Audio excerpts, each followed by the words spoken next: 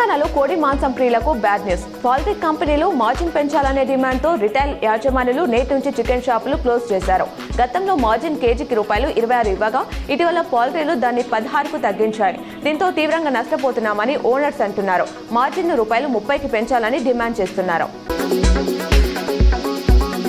దేశవ్యాప్తంగా నేటి నుంచి రేషన్ షాపులో ఏప్రిల్, మే, జూన్ నెలలకు సంబంధించి బియ్యం, ఇతర వస్తువులు పంపించేస్తారు.